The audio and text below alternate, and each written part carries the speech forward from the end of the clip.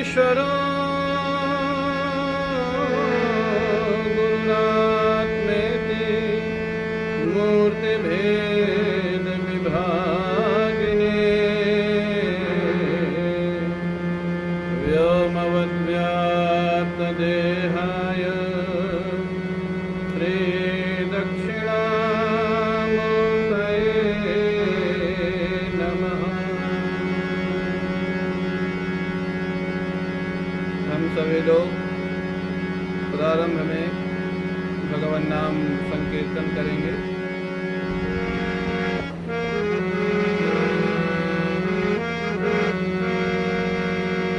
मधुर मधुर नाम सीताराम सीताराम, मधुर मधुर नाम सीताराम, मधुर मधुर नाम सीताराम सीताराम, मधुर मधुर नाम मधुर मधुर नाम राधे श्याम राधे श्याम, मधुर मधुर नाम राधे श्याम, मधुर मधुर नाम राधे श्याम राधे श्याम, मधुर मधुर नाम राधे श्याम, मधुर मधुर नाम सीताराम सीताराम, मधुर मधुर नाम सीताराम सीताराम,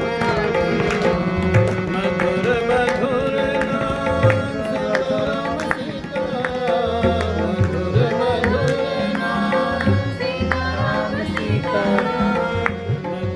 मधुर नाम राधे श्याम राधे श्याम, मधुर मधुर नाम राधे श्याम,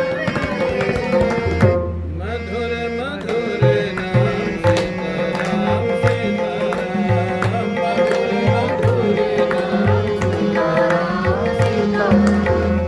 मधुर मधुर नाम राधे श्याम राधे श्याम, मधुर मधुर नाम राधे श्याम राधे श्याम, मधुर मधुर नाम राधे श्याम राधे श्याम, मधुर मधुर नाम राधे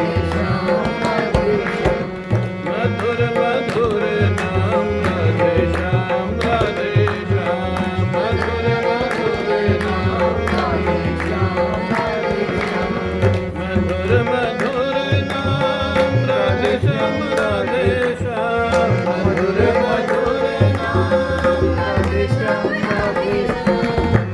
मधुर मधुर नाम सीताराम सीताराम, मधुर मधुर नाम सीताराम सीताराम, मधुर मधुर नाम राधे श्याम राधे श्याम, मधुर मधुर नाम राधे श्याम मधुर मधुर नाम सीताराम सीताराम, मधुर मधुर नाम सीताराम सीताराम, मधुर मधुर नाम राधे श्याम राधे श्याम, मधुर मधुर नाम राधे श्याम राधे श्याम, मधुर मधुर नाम सीताराम सीताराम, मधुर मधुर नाम सीताराम सीताराम, मधुर मधुर नाम राधे श्याम राधे श्याम, मधुर मधुर नाम राधे श्याम राधे श्याम, मधुर मधुर नाम सीताराम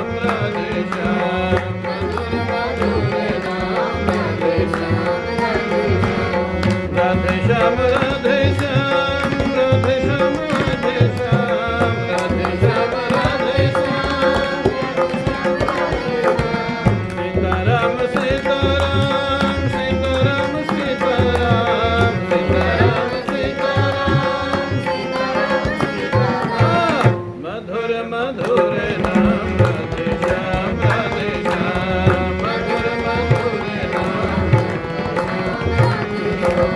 मधुर मधुर नाम राधे श्याम राधे श्याम मधुर मधुर नाम मधुर मधुर नाम सीताराम सीताराम मधुर मधुर नाम सीताराम सीताराम सीताराम सीताराम सीताराम सीताराम राधे श्याम राधे श्याम राधे श्याम राधे श्याम राधे श्याम राधे श्याम राधे श्याम राधे श्याम राधे श्याम राधे श्याम राधे श्याम राधे श्याम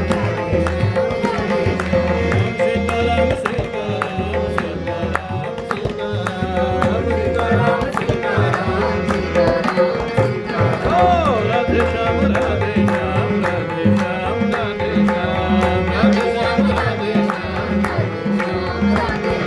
हम सीताराम सीताराम सीताराम सीताराम सीताराम सीताराम सीताराम सीताराम सीताराम सीताराम सीताराम सीताराम राधे श्याम राधे श्याम राधे श्याम राधे श्याम राधे श्याम राधे श्याम सीताराम सीताराम सीताराम सीताराम सीताराम सीताराम सीताराम सीताराम सीताराम सीताराम सीताराम सीताराम सीताराम राधे श्याम राधे श्याम राधे श्याम राधे श्याम राधे श्याम राधे श्याम राधे श्याम राधे श्याम राधे श्याम राधे श्याम राधे श्याम राधे श्याम राधे श्याम राधे श्याम राधे श्याम राधे श्याम राधे श्याम राधे श्याम राधे श्याम बोले बांके बिहारी लाल की जय रामेश्वरम भगवान की जय नमः पार्वती पते हर हर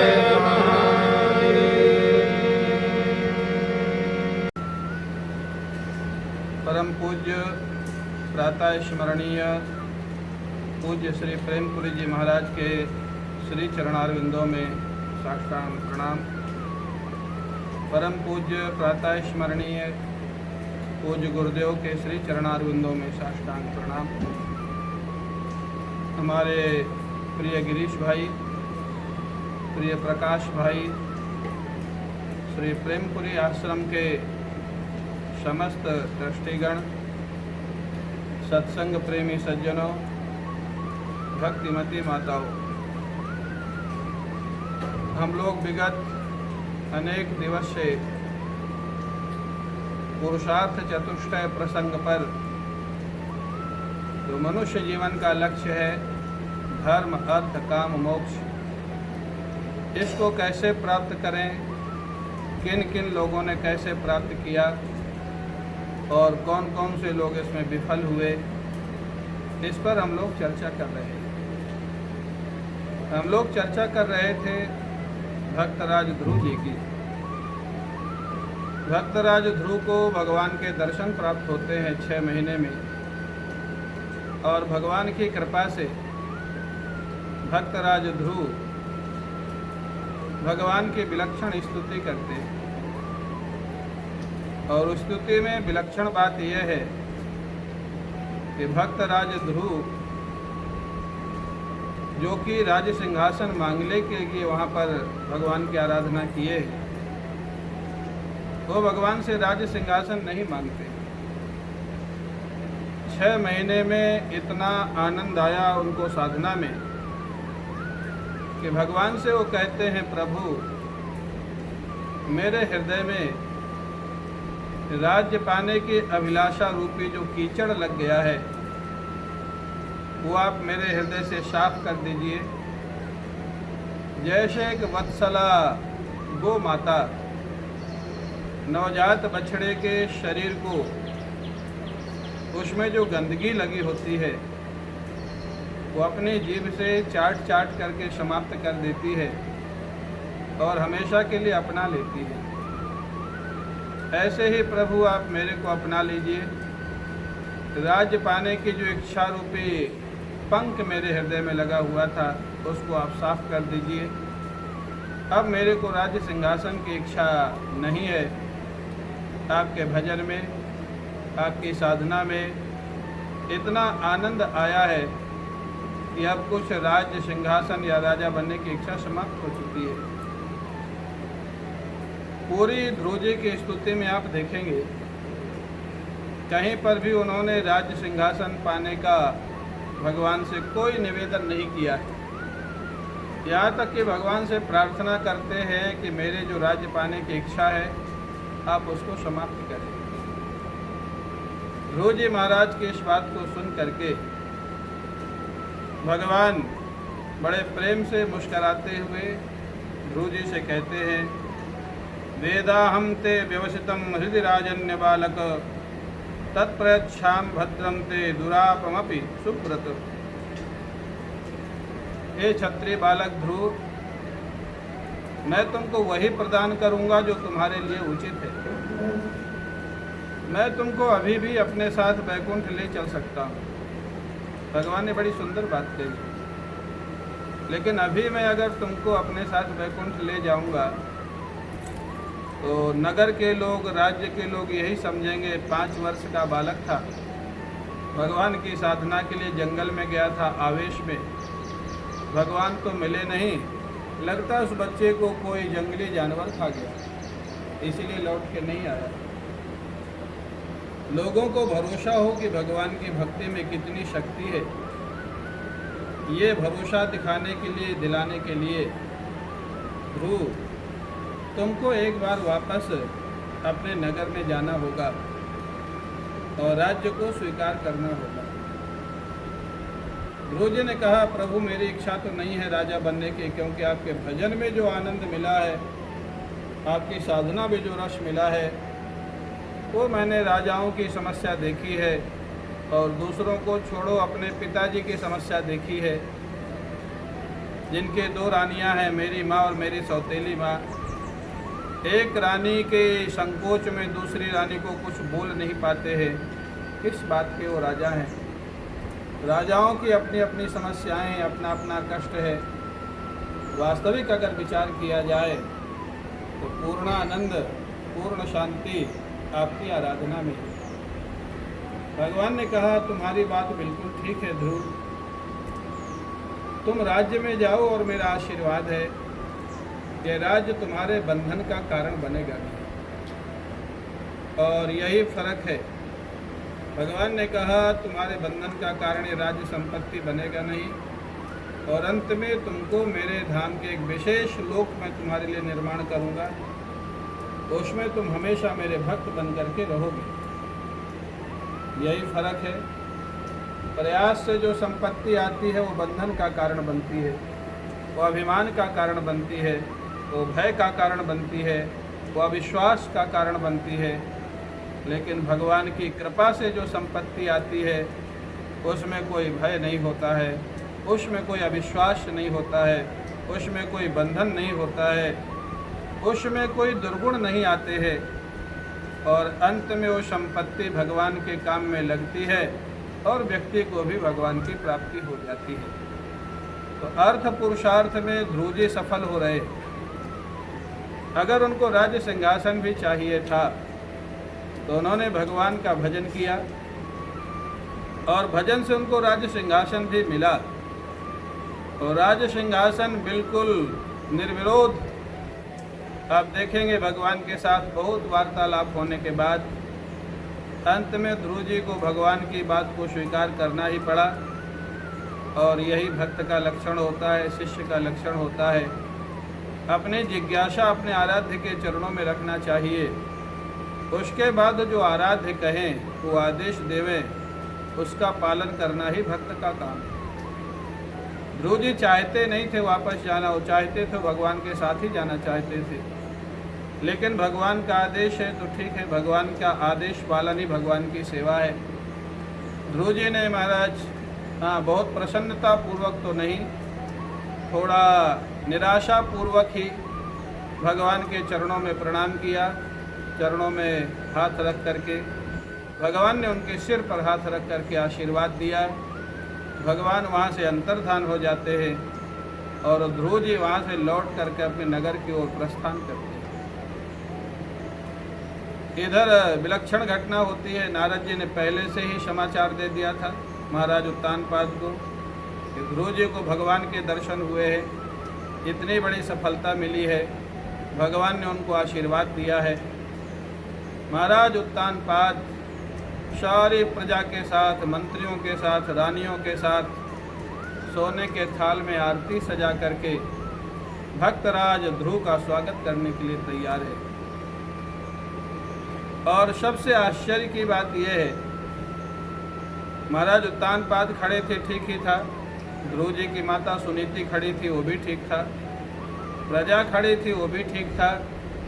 लेकिन आश्चर्य की बात है, जिस सौतेली माँ ने ध्रुव जी को डांटा था, सिंहासन पर बैठने को मना किया था, वो सुरुचि भी वहाँ थाल सजा करके खड़ी है। ध्रुव जी जब पहुँचते हैं तो उनको आश्चर्य होता है देख करके, इसी ने 6 महीने पहले मेरे को डांट करके भगाया था, और जब मैं रोता चिल्लाता नगर से बाहर गया था तब एक भी नगरवासी मेरे को समझाने वाला नहीं था, रोकने वाला नहीं था। आज सारे नगर के लोग मेरे लिए स्वागत के लिए खड़े, आरती लेकर के खड़े हैं। अभिप्राय क्या निकला? जिसको राम जी अपनाते हैं उसको सारा संसार अपना लेता है, और जो राम जी को छोड़ करके, ठाकुर को छोड़ करके संसार के पीछे लगता है, उसको न संसार मिलता है और न ठाकुर मिलते हैं। गोस्वामी तुलसीदास जी महाराज ने एक अर्धाली लिखी है, जा पर कृपा राम की होई, ता पर कृपा करे सब कोई। जिस पर भगवान की कृपा हो जाती है उस पर सारे संसार के लोग ही कृपा करने लग जाते हैं। और संत लोग कहते हैं ये संसार क्या है? बोले ये है माया। माया माया कहते हैं, माया भगवान की माया। और माया और छाया को एक बराबर माना गया है। तो टेक्निकली भी आप अगर विचार करें, आपकी छाया को अगर आप पकड़ने जाएंगे तो जितनी स्पीड से आप जाएंगे उतनी स्पीड से आपकी छाया भी आपसे आगे चली जाएगी। आप कभी अपनी छाया को पकड़ नहीं सकते। लेकिन अगर आपने छाया से मुख मोड़ लिया, छाया की तरफ पीठ करके चलने लग गए, तो आपकी छाया आपके पीछे पीछे हमेशा चलेगी। यही संसार का स्वरूप है। जिसने संसार को पकड़ने का प्रयास किया उसको न तो संसार ही मिला न भगवान ही मिले। दुविधा में दोनों गए, माया मिली न राम। और जिसने भगवान को पकड़ा, जिसने भगवान की आराधना की, उसको भगवान भी मिले और उसको संसार की प्राप्ति भी हुई अगर चाहिए। ध्रुव जी अर्थार्थी भक्त हैं, उनको संपत्ति की चाह थी, सिंहासन की चाह थी, उनको मिला। लेकिन प्रहलाद जी ज्ञानी भक्त हैं, उनको चाह नहीं थी। हनुमान जी ज्ञानी भक्त हैं, उनको चाह नहीं थी। ऋषभदेव जी, जड़ भरत, दत्तात्रेय बड़े बड़े भगवान के भक्त हुए हैं। ये महाराज ये भी भगवान के भक्त थे, इनको चाह नहीं थी।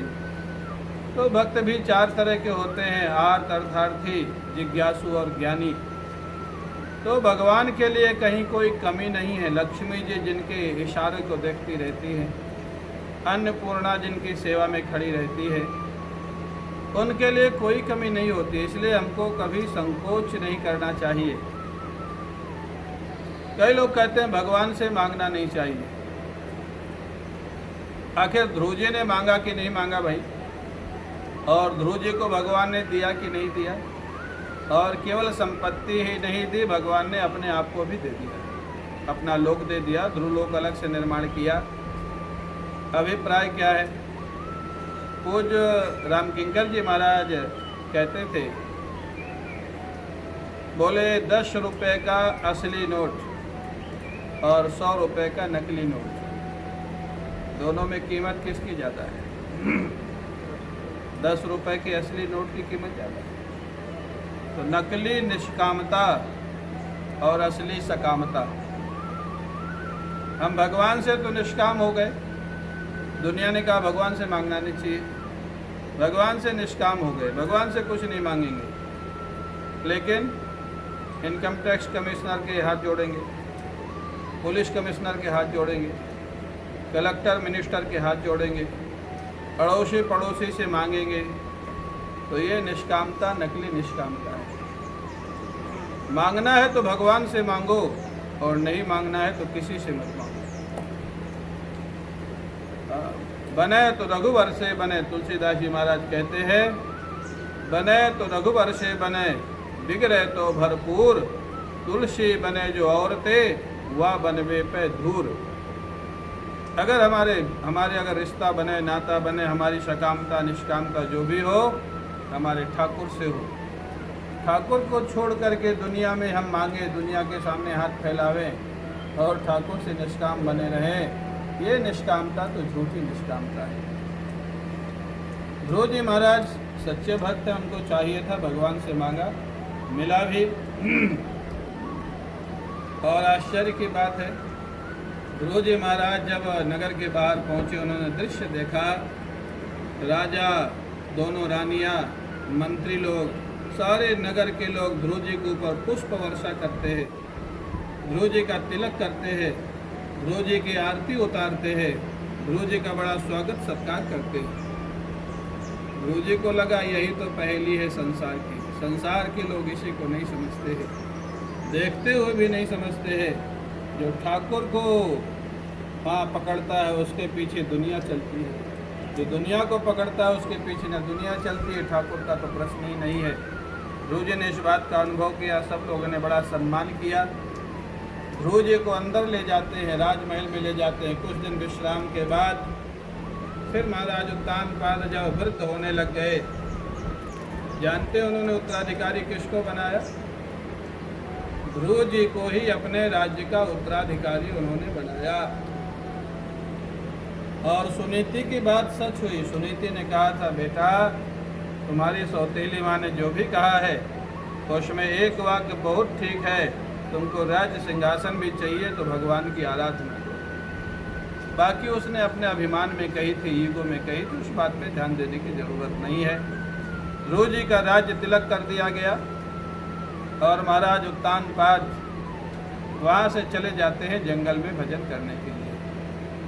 ध्रुव जी बड़े प्रेम से अपनी माँ का ध्यान रखते हैं, अपनी सौतेली माँ का भी ध्यान रखते हैं, अपने भाई उत्तम का भी ध्यान रखते हैं और सारी प्रजा का ध्यान रखते हैं। ध्रुव जी ने वो दृश्य देखे हैं जिनके सामने इस राज्य की कोई कीमत नहीं है, इस राजगद्दी की, इस प्रशासन की, संपत्ति की कोई कीमत नहीं है। उन दृश्यों को ध्रुव जी ने देखा है, इसलिए अपना साधन भजन करते हुए बस यही ध्यान रखना है, भगवान के दर्शन के पहले और दर्शन के बाद। दर्शन के पहले तो प्रयास पूर्वक किया जाता है, गुरुदेव के आदेश के कारण किया जाता है, लेकिन दर्शन के बाद, उनका स्वभाव जानने के बाद फिर व्यक्ति भजन पूजन छोड़ ही नहीं पाता है। भगवान शंकर ने एक अर्धाली कही है, रामचरितमानस में गोस्वामी जी लिखते हैं, तुमा राम स्वभाव जय जाना, ताहि भजन तज भावना। भगवान के स्वभाव को जो समझ लेता है, भगवान के स्वरूप का जो दर्शन कर लेता है, भगवान के भजन का आनंद जो ले लेता है, उसको फिर भगवान का भजन उनसे छूटता ही नहीं है, और छोड़ना चाहे तो भी नहीं छूटता है। क्या भगवान शंकर भजन करते थे या भजन स्वाभाविक होता था? क्या गोपियाँ श्री कृष्ण का स्मरण करती थी माला लेके, या स्मरण होता था? उनका भी तो मन था, उनका भी तो प्रेम था। बल्कि गोपियाँ तो कहती थी, कुछ ऐसा हमको मंत्र मिल जाए जिससे श्री कृष्ण कुछ समय के लिए विस्मित हो जाए। क्यों? श्री कृष्ण की याद में उतनी विचलित हो जाती थी कि उनको अपने घर का काम करना मुश्किल हो जाता था, गाय का दूध निकालना मुश्किल हो जाता था, भोजन बनाना मुश्किल हो जाता था। वो आप लोगों ने सुना ही होगा, एक गोपी एक दिन बैठी हुई थी जमुना जी के किनारे, बिल्कुल ध्यान की मुद्रा में, कमर की रीढ़ सीधी करके। देवर्षि नारद प्रतिदिन आते थे ब्रज में भगवान की लीलाओं का दर्शन करने के लिए। मधुर लीलाओं का नारद जी ने देखा। थोड़ी देर खड़े रहे। गोपी आंख बंद करके बैठी है ध्यान मुद्रा में। नारद जी ने बीच में थोड़ी देर प्रतीक्षा के बाद बोले, अरे गोपी, क्या सासू के भय से यहाँ एकांत में श्री कृष्ण का ध्यान कर रही है? गोपी की आंखें खुली। गोपी ने नारद जी से कहा, नारद जी, ध्यान तो उन्हीं का कर रही हूँ, लेकिन उनका ध्यान में उनको अंदर लाने के लिए नहीं कर रही हूँ, उनको अपने हृदय से थोड़ी देर के लिए बाहर निकालने के लिए कर रही हूँ। नारद जी को आश्चर्य। बड़े बड़े संत, बड़े बड़े योगी इसलिए साधना करते हैं कि ठाकुर जी हमारे हृदय में प्रवेश करें। और ये ब्रज की गोपी, कैसा विलक्षण इसका प्रेम है। ये प्रयास करती है कि मेरे हृदय से श्री कृष्ण कुछ समय के लिए बाहर चले जाए। नारद जी ने पूछा, ऐसा क्यों सोचती हो, ऐसा क्यों करती हो? गोपी ने कहा, श्री कृष्ण के कारण मैं अपने घर का काम नहीं कर पाती हूँ। गैया का दूध निकालने जाती हूँ तो लगता है कन्हैया बगल में आ जाते हैं और बोलते हैं, अरे गोपी, मेरे मुख में थोड़ा सा दूध निकाल दे। मैं उनके मुख में दूध निकालने लग जाती हूँ। थोड़ी देर में देखती हूँ दूध तो जमीन में गिर रहा है, वहाँ श्री कृष्ण थे ही नहीं।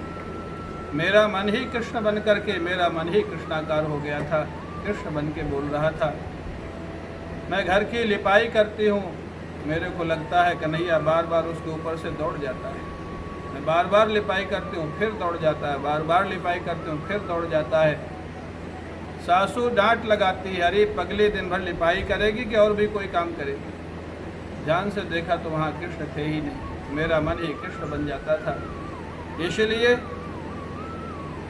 मैं ध्यान लगा के बैठी हूँ कि कृष्ण कुछ समय के लिए बाहर चले जाएं तो मैं घर का काम ठीक से कर लूँ। देवर्षि नारद आश्चर्यचकित हो जाते हैं। एक विलक्षण श्लोक बोलते हैं, यस्य स्फूर्ति लवाय हंत हृदय योगी समुत्कंठते मुग्धेयं बतपस्य तस्य हृदयान निष्क्रांतिमाकांक्षति। अरे देखो तो सही, बड़े बड़े योगी लोग जिनको ध्यान धारणा के द्वारा हृदय में लाने का प्रयास करते हैं, इस पागल गोपी को तो देखो। ये ब्रज की पागल गोपी उन्हीं कृष्ण को हृदय से बाहर निकालने के लिए ध्यान कर रही है। धन्य है ये ब्रज की गोपियाँ, धन्य है इनका प्रेम। अभिप्राय, जिसको भगवान का प्रेम रस मिल गया, जिसको भगवान का भजन रस मिल गया, जिसको भगवान का ध्यान रस मिल गया, उसको दुनिया की कोई वस्तु आकर्षित नहीं कर सकती है, दुनिया में उसका कहीं मन नहीं लग सकता है। ऐसे ध्रुव जी भगवान का भजन करते हुए बड़े प्रेम से राज्य का संचालन कर रहे थे और प्रजा का पालन कर रहे थे। ध्रुव जी महाराज बड़े प्रेम से और बड़े दक्षता के साथ अपनी प्रजा का पालन कर रहे हैं। अपने परिवार और प्रजा को एक जैसा ही ध्यान रखते हैं। एक दिन की घटना है, उनके जो भाई हैं उत्तम, वो शिकार खेलने गए हुए थे। वहाँ पर यक्षों से उनका कुछ विवाद हो जाता है और यक्षों के साथ युद्ध में उत्तम का जीवन समाप्त हो जाता है। उनकी माँ सुरुचि अपने पुत्र को खोजती हुई जंगल में चली जाती है। जंगल में आग लग जाती है और वहाँ पर उनका जीवन भी समाप्त हो जाता है। इस घटना को जान करके ध्रुव जी को अत्यंत क्षोभ हुआ। तो उनके भाई और उनके सौतेली माँ के निधन को सुन करके ध्रुव जी ने सारी सेना तैयार की और यक्षों के ऊपर आक्रमण कर दिया। बड़े सशक्त थे ध्रुव जी महाराज। यक्ष यद्यपि देव योनि में आते हैं, फिर भी ध्रुव जी की सशक्त सेना यक्षों को परेशान कर देती है। अनेक यक्षों का जीवन समाप्त होने लग जाता है, उनकी मौत होने लग जाती है। त्राहि त्राहि मच गया यक्षों की सेना में। और तब महाराज मनु वहाँ पर प्रकट होते हैं। महाराज मनु जानते हैं कौन है? ध्रुव जी के दादाजी। ध्रुव जी उत्तानपाद के बेटे हैं। और उत्तानपाद और प्रियव्रत ये दोनों स्वयंभू मनु के बेटे हैं। स्वयंभू मनु उनको समझाने के लिए आते हैं, बेटा अलम वत्सा तिरोषेण तमो द्वारेण पापमना, बेटा इतना क्रोध जो जीवन में करता है और इस क्रोध के परिणाम स्वरूप जीवन में जो अनुचित निर्णय हो जाते हैं, अनुचित हिंसा हो जाती है, वो हिंसा व्यक्ति को नरक ले जाती है। काम क्रोध लोभ तीनों ये नरक के दरवाजे बताए गए हैं। इसलिए आप जैसे शिष्ट मर्यादित राजा को ये शोभा नहीं देता है यक्षों की हत्या करना। और दूसरी बात, आपने भगवान का दर्शन प्राप्त किया है। अगर भगवान का दर्शन प्राप्त करने के बाद भी परिवार के लिए, राज्य के लिए कोई भी राजा या राजकुमार किसी की हिंसा करता है तो लोगों के मन में शंका होगी कि भगवान के दर्शन प्राप्त होने के बाद भी क्या ये सारे कार्य होते हैं? क्या ये सारे कार्य संभव है? क्या हिंसा होना संभव है? क्या इतना आक्रोश होना संभव है? तो इससे केवल तुम्हारी बदनामी नहीं होगी, भक्ति संप्रदाय की भी बदनामी होगी और तुम्हारे आराध्य की भी बदनामी होगी। इसलिए बेटा युद्ध का रास्ता छोड़ देना चाहिए। निमित्त कोई भी बने, लेकिन आयु तो जन्म के साथ निश्चित हो जाती है। किसका अंतिम समय कहाँ पर होगा, कब होगा, किस तरीके से होगा, ये पूर्व निश्चित होता है। इसलिए तुम्हारे जैसे भक्त और धर्मनिष्ठ राजा के लिए ये शोभा नहीं देता है। स्वयंभू मनु के समझाने पर ध्रुव ने युद्ध का रास्ता छोड़ दिया, परित्याग कर दिया। और इसका परिणाम क्या हुआ जानते हैं?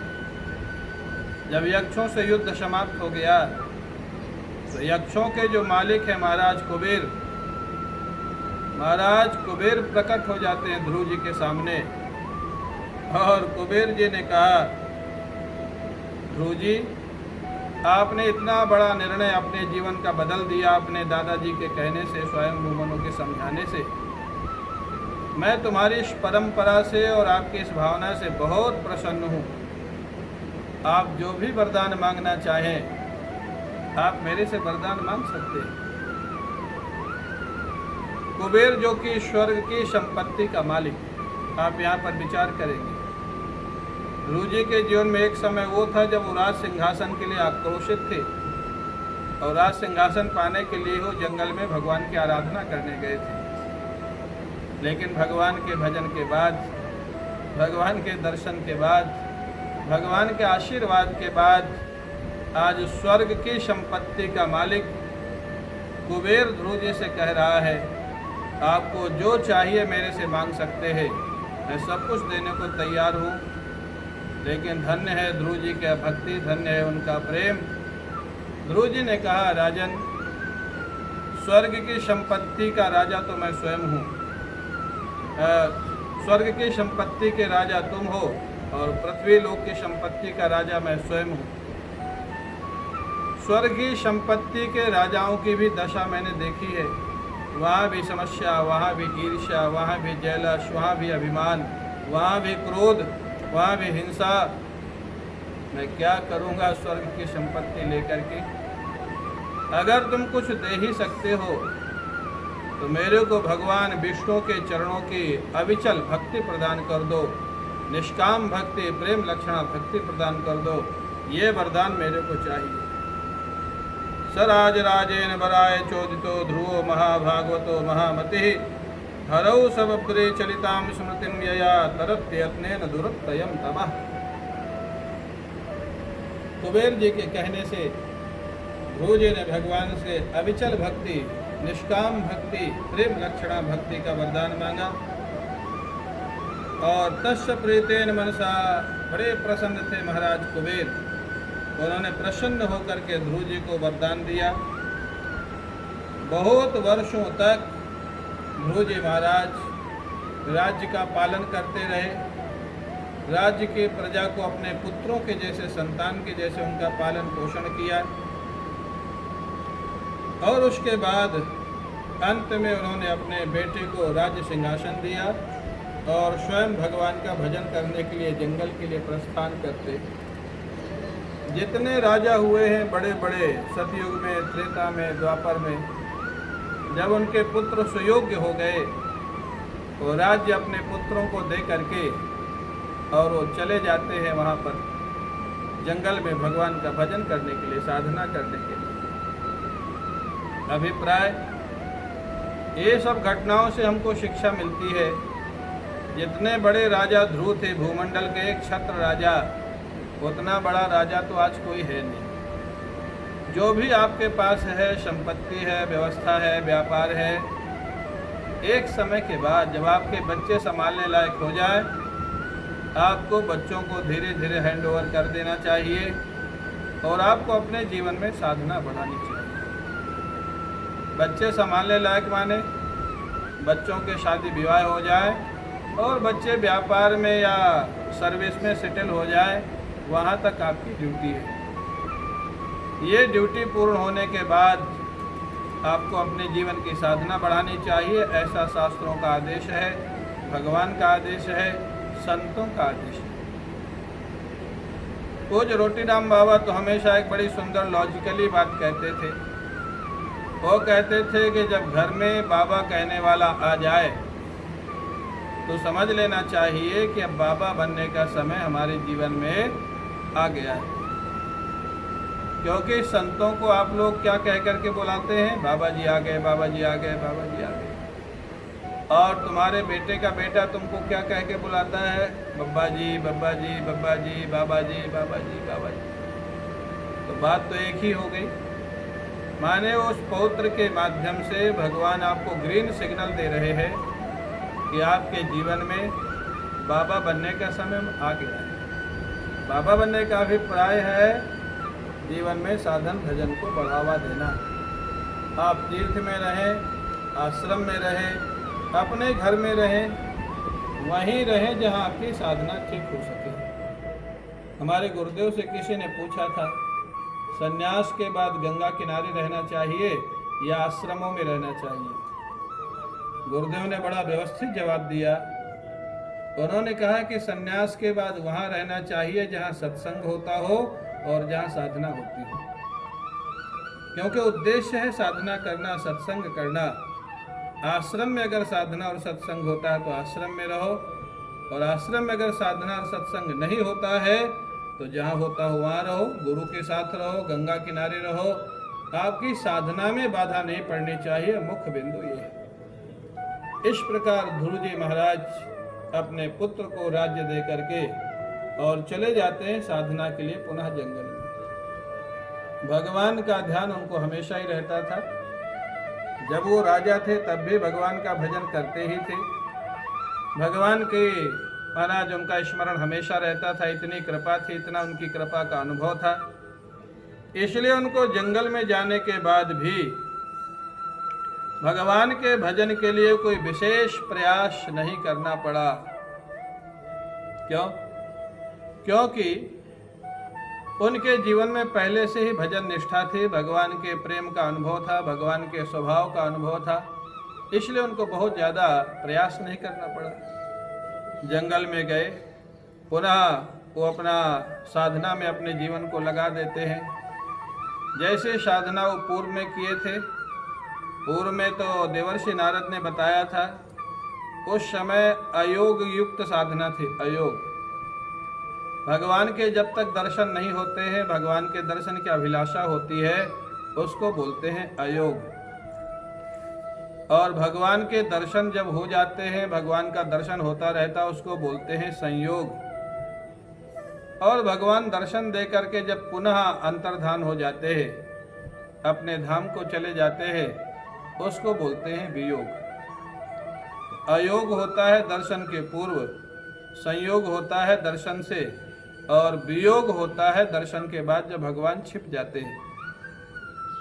इस प्रकार से ध्रुव जी को अंतरात्मा में, मानस के पटल पर, भाव राज्य में भगवान के संयोग का भी अनुभव होता रहता था। बाह्य रूप से भगवान का वियोग भी था। दोनों रूप से ध्रुव जी उसका अनुभव करते थे। तीर्थों में जा कर के ध्रुव जी पुनः संतों को जा कर के प्रणाम करते हैं, यमुना जी में स्नान करते हैं और संतों से अनुमति लेकर के पुनः साधना में तत्पर हो जाते हैं। ध्रुव जी महाराज की साधना बहुत सुंदर प्रेम लक्षणा साधना चलने लग जाती है। प्रेम लक्षणा साधना करते हुए ध्रुव जी महाराज के वर्षों के वर्ष व्यतीत हो जाते हैं, लेकिन उनको पता नहीं लगता है। जब जीवन में कष्ट का समय होता है उसको व्यतीत करना अत्यंत कठिन होता है, और जब जीवन में आनंद का समय होता है उसको व्यतीत करना बहुत सरल होता है। ध्रुव जी महाराज के अनेक वर्ष व्यतीत हो गए। एग्जाम्पल के लिए अभी सभी श्रोता इस बात को समझ सकते हैं, ये 4 महीने 5 महीने से लगभग कोरोना का संकट सारे विश्व में चल रहा है। भारतवर्ष में भी लगभग मार्च के प्रारंभ से प्रारंभ हो गया है। जो संत हैं, साधक हैं, जिनको भजन करने में मन लगता है, उनके जीवन के 4 और 5 महीना कैसे निकल गए उनको पता नहीं लगा, बल्कि आनंद उनका बढ़ा। कहना नहीं चाहिए, आश्रम बनने के बाद मैं पहली बार लगातार 5-6 महीना आश्रम में हूँ, लेकिन हम लोगों को पता नहीं लगा। जब काउंट करते हैं बैठ के कि 5 महीना पूरे हो गए तो आश्चर्य होता, 5 महीना कैसे निकल गए, पता ही नहीं लगा। और बहुत लोगों के ऐसे भी संदेश आ रहे हैं, महाराज हम तो परेशान हो गए घर में रहते रहते, क्या करें क्या ना करें। बहुत लोगों को तनाव हो गया, बहुत लोगों को डिप्रेशन हो गया है। तो बुरा मत मानिएगा, जिनको भगवान के भजन में मन लगता है उनके लिए समय गोल्डन पीरियड है, और जिनको भगवान के भजन में मन नहीं लगता है, जिनको रोज बाजार घूमना है, रोज शॉपिंग करनी है, रोज गोलगप्पे खाना है, रोज होटल में जाना है, रोज क्लब में जाना है, उनके लिए ये समय तनाव का समय है, डिप्रेशन का समय है। तो आप अपने जीवन को ऐसा बनावें कि आपका सुख दुख किसी पे डिपेंड ना रहे। आपका सुख दुख आपके ठाकुर से जुड़ा हो या आपके अपने हाथ में हो, ऐसा जीवन आपको हमको बनाना चाहिए। और ऐसा जिन्होंने जीवन बनाया है, मैं तो कह सकता हूँ मेरी जानकारी में भी एक भी केस ऐसा नहीं आया है कि कोरोना से कोई संत को अटैक हुआ हो या किसी वैदिक ब्राह्मण को अटैक हुआ। एक भी केस ऐसा भी नॉलेज में नहीं आया है। क्यों? क्योंकि कोरोना के जो उपाय आजकल बताए जा रहे हैं, थोड़ा 2 गज की दूरी रखो, हाथ मत मिलाओ, हाथ पैर धो करके अंदर जाओ, जूता चप्पल पहन के अंदर मत जाओ, भोजन के पहले हस्त प्रक्षालन करो, ये सारे नियम हम लोग तो सनातन धर्मी पहले से ही फॉलो कर रहे हैं। तो कोरोना ने तो हमारे सनातन धर्म की वैज्ञानिकता को सिद्ध कर दिया है। हमारा सनातन धर्म कितना वैज्ञानिक है, इस बात को कोरोना ने सिद्ध कर दिया है। आज भले धर्म के नाम पर नहीं, प्रेम से नहीं, लेकिन भय से आज सारा विश्व हमारे सनातन धर्म के नियमों को पालन कर रहा है। आज अमेरिका के राष्ट्रपति ट्रंप भी नमस्ते बोलने लग गए, आज इंग्लैंड के राजकुमार भी नमस्ते बोलने लग गए। ये क्या है? ये हमारे सनातन धर्म की सफलता है, ये हमारे सनातन धर्म के ऋषियों के वैज्ञानिक दृष्टि है कि वो वैज्ञानिक दृष्टि जो विज्ञान भी नहीं समझ पाया, वो ऋषियों ने बहुत पहले समझ लिया था। जिन्होंने ऐसा जीवन स्टाइल, जीवन का तरीका, ऐसा सिस्टम बनाया हुआ है, उन लोगों को आज तक कोई इफेक्ट नहीं हुआ है, और ठाकुर जी चाहेंगे तो उन लोगों को इफेक्ट होगा भी नहीं। अभिप्राय, ध्रुव जी महाराज को स्वयं प्रारंभ से भजन में आनंद आता था, उनका भजन आनंद से होने लग गया। अनेकों वर्ष पर वर्ष व्यतीत होते गए, उनको पता ही नहीं लगा। एक दिन अचानक ध्रुव जी साधना करके बैठे हुए थे कि भगवान के दूत आ जाते हैं विमान लेकर के। ध्रुव जी, आपको इस पृथ्वी लोक से चलने का समय आ गया है। ध्रुव जी ने कहा बहुत जल्दी समय आ गया।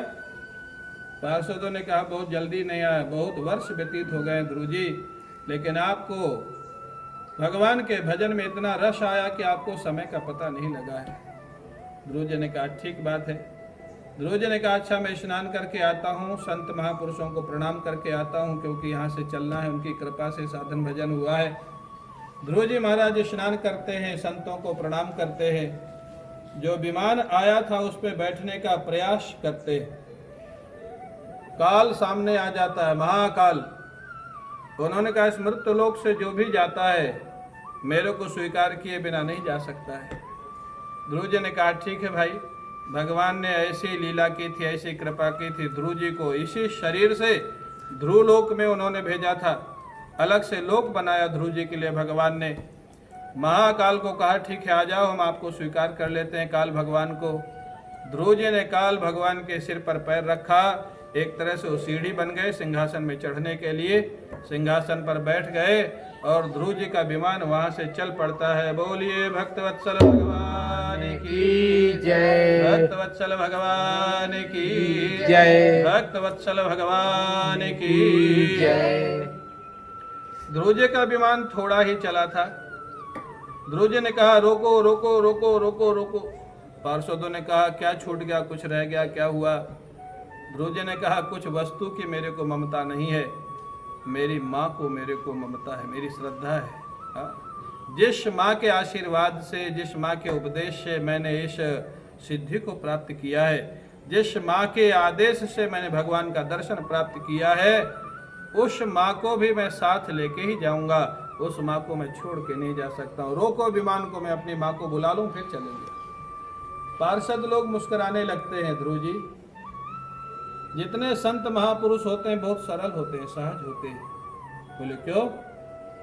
बोले आप जैसा भक्त जिनको भगवान साक्षात दर्शन दिए हैं, अलग से ध्रुवलोक की रचना किया है, ऐसे भक्त की माँ के लिए क्या भक्त को कहना पड़ेगा? क्या भगवान इतना भी नहीं समझते हैं? अरे ध्रुव जी देखो तो सही, तुम्हारी माँ का विमान तुमसे आगे ऊपर जा रहा है, नीचे देखने की जरूरत नहीं है। ध्रुव जी ने ऊपर की तरफ देखा, सुनीति एक विमान में बैठी हुई पहले से ही जा रही है। अब ध्रुव जी बड़े प्रसन्न होते हैं। ध्रुव जी ध्रुव लोक में पहुंच जाते हैं। माँ सुनीति और ध्रुव जी एक साथ ध्रुव लोक में रहने लग जाते हैं। सप्तर्षि लोग आज भी उस ध्रुव लोक की परिक्रमा करते हैं। बड़े बड़े ऋषि जो हैं सप्तर्षि लोग, ये भगवान की कृपा, अर्थ पुरुषार्थ जब ये प्राप्ति हो गई ध्रुव जी को, देवर्षि नारद को इस घटना का पता लगा तो बड़े प्रसन्न हुए। बीड़ा बजा बजा करके सब जगह कहते थे अरे तुम लोगों ने सुना, जिस बालक ने 5 वर्ष की अवस्था में साधना की, 5.5 वर्ष की अवस्था में भगवान का दर्शन किया, आज उसी बालक के लिए भगवान ने एक नए लोक का निर्माण किया जिसका नाम है ध्रुवलोक। आज वो बालक इसी शरीर को दिव्य बना करके उस लोक में रहने लग गए हैं। लोग पूछने लग गए नारद जी उनके गुरुदेव कौन थे, उन्होंने कौन से मंत्र का जप किया था? नारद जी ने कहा मंत्र तो वही था 12 मंत्र, लेकिन उनका गुरु मैं था, मैंने दीक्षा दी थी। हाँ, बड़े प्रसन्न थे नारद जी अपने शिष्य की उन्नति को लेकर के। उनका शिष्य एक विशेष स्थान प्राप्त किया है, आज भी सप्तर्षि उसकी परिक्रमा करते हैं। तो अभिप्राय क्या निकला? ध्रुव जी की घटना से हमको सीखना है, अगर हमको संपत्ति भी चाहिए, सत्ता भी चाहिए, राज सिंहासन भी चाहिए, तो भी हमको भगवान का आश्रय लेना चाहिए। भगवान के आश्रय से जो संपत्ति मिलेगी, जो सत्ता मिलेगी, जो राज सिंहासन मिलेगा, वो बंधन का कारण नहीं होगा, उसमें राज सिंहासन का आनंद भी होगा और अंत में भगवान की प्राप्ति भी होगी। तो इससे अर्थ पुरुषार्थ कैसे सफल हो, ये कमाई करने वाले लोगों को समझ लेना चाहिए। मैं फिर कहूंगा समापन में, अपनी आराधना, अपनी साधना, अपने स्वास्थ्य को सैक्रिफाइस करके व्यापार और जॉब ये दोनों नहीं करना, नहीं तो अंततः पश्चाताप करना पड़ेगा। अपनी साधना को कभी सैक्रिफाइस मत करना, अपने स्वास्थ्य को कभी सैक्रिफाइस मत करना।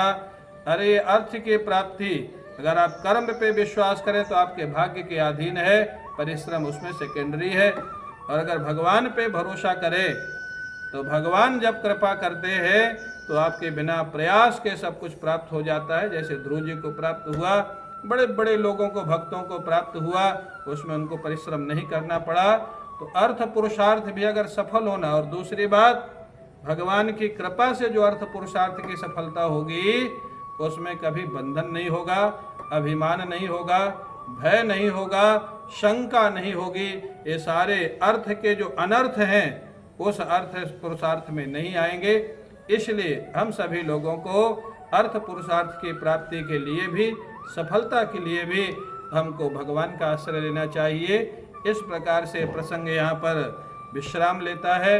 बोले सद्गुरुदेव भगवान की जय। श्री प्रेमपुरी जी महाराज की जय। नमः पार्वती पतये हर हर महादेव।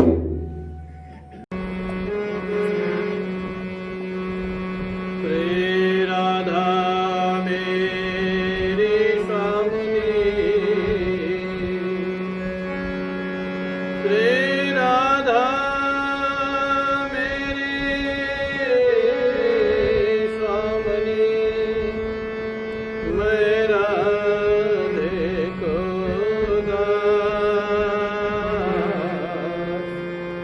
जन्म जन्म मोहि दीजियो, श्री वृंदावन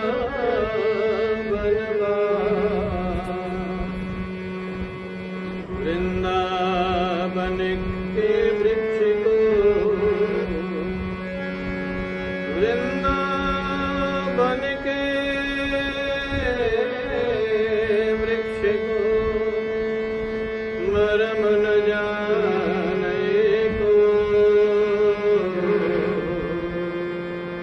डाल डाल और पात पात पे श्री राधे राधे हो।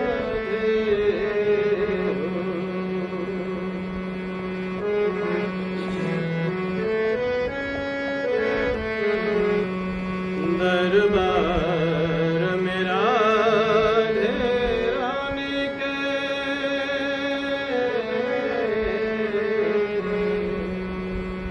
दरबार मेरा रानी के, दुख दर्द मिटाए जाते हैं। दरबार मेरा रानी के,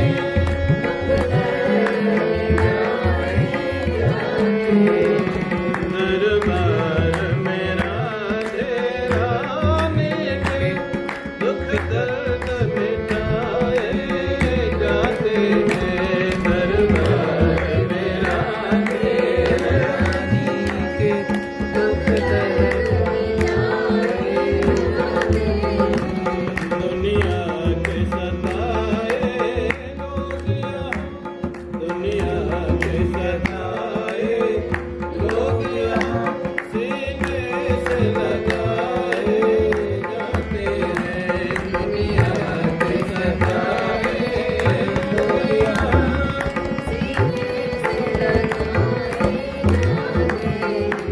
दरबार मेरा रानी के, दुख दर्द मिटाए जाते हैं। दरबार मेरा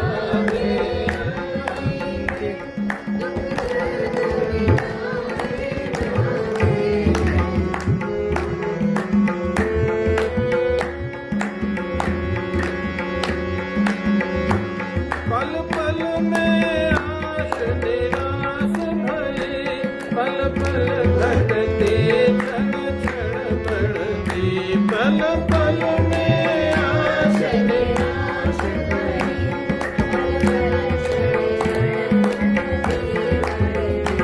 पल पल में आश निराश भई, पल पल क्षण क्षण घटती बढ़ती। पल पल में आश निराश भई,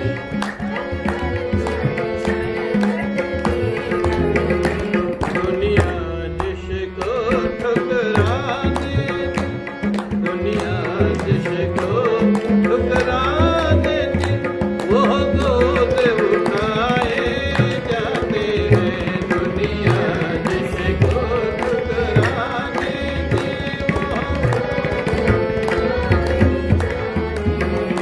दरबार मेरा रानी के, दुख